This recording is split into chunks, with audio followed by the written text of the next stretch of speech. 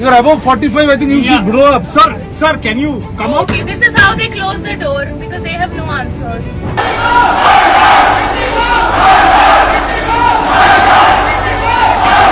हुई लाइन लगी थी। उसके बाद जियो आया तो जियो के सिम के लिए लाइन लगी हुई थी।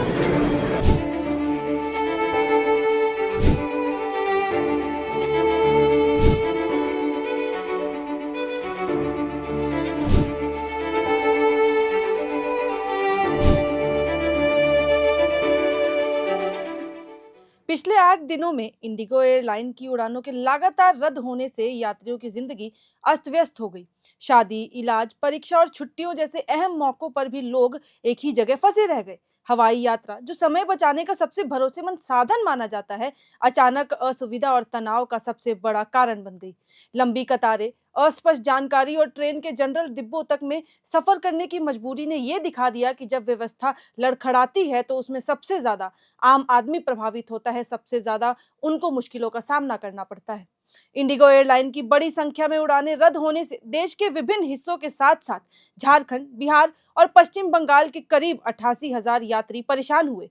इन दिनों में पटना से 168, रांची से 70 और कोलकाता से 429 उड़ानें रद्द हो गई। हालात ऐसे बन गए कि समय बचाने के लिए हवाई यात्रा करने वाले यात्रियों को हवाई अड्डों पर घंटों इंतजार करने के बाद ट्रेन के जनरल डिब्बों में कोच के सफर करना पड़ा ताकि वो अपनी जगह पहुंच सके। आप सबको पता है कि 3 दिसंबर से ही इंडिगो एयरलाइंस का आवागमन प्रभावित है। इस दौरान रांची एयरपोर्ट से ही 11,000 से अधिक यात्रियों को कंफर्म टिकट के बाद भी यात्रा नसीब नहीं हो पाई।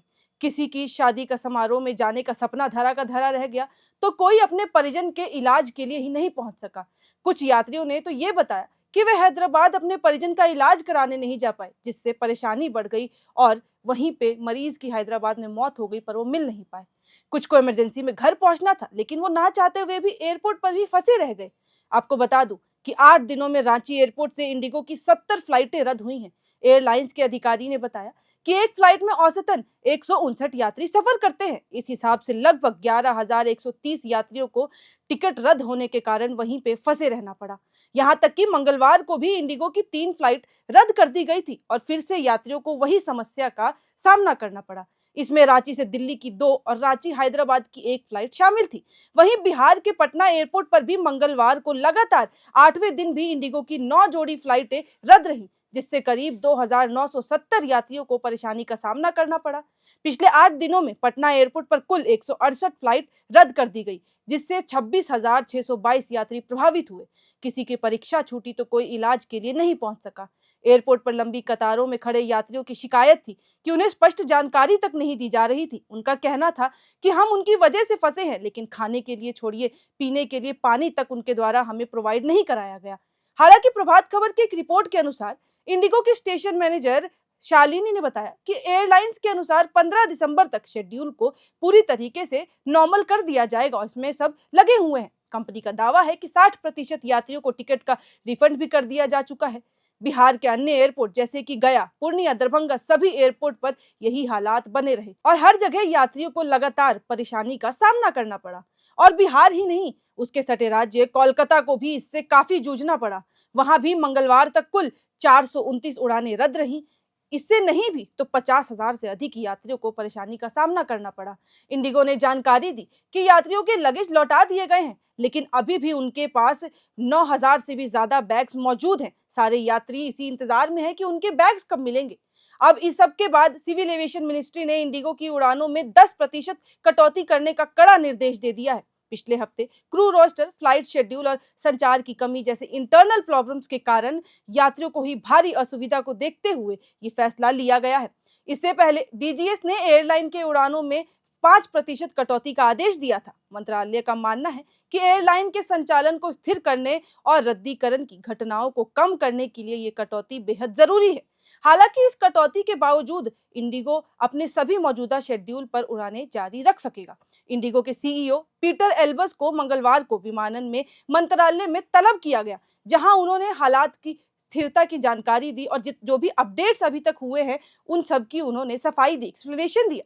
सीईओ ने साथ में ये भी पुष्टि की कि 6 दिसंबर तक प्रभावित उड़ानों के लिए 100% रिफंड की प्रक्रिया पूरी कर दी गई है और इसके साथ ही यात्रियों को हुई परेशानियों को लेकर उन्होंने माफी मांगी और ये आश्वासन दिया कि उनकी कोशिश होगी कि आगे से ऐसा कुछ ना हो।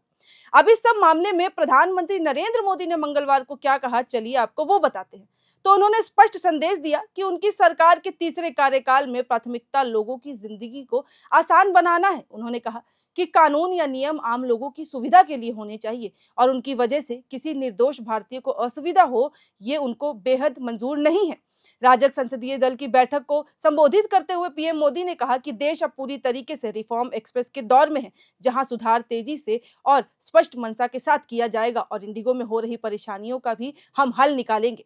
लेकिन सब कुछ के बाद जब मंगलवार को फ्लाइट रद्द होना कम हुई, तो इंडिगो का ये कहना है कि वो पटरी पे आ रहे हैं, लेकिन उसके बावजूद लोगों को समस्याएं तो हुई, लोगों को परेशानियां तो हुई। हर कैंसिल हुई फ्लाइट के साथ प्लान कैंसिल हुआ, एक मुलाकात कैंसिल हुई और एक उम्मीद कैंसिल हुई, क्योंकि कुछ टिकट्स के पीछे प्लान्ड हॉलीडेज थे तो कुछ के पीछे मरते बेटे से आखिरी बार मिलने की एक उम्मीद थी।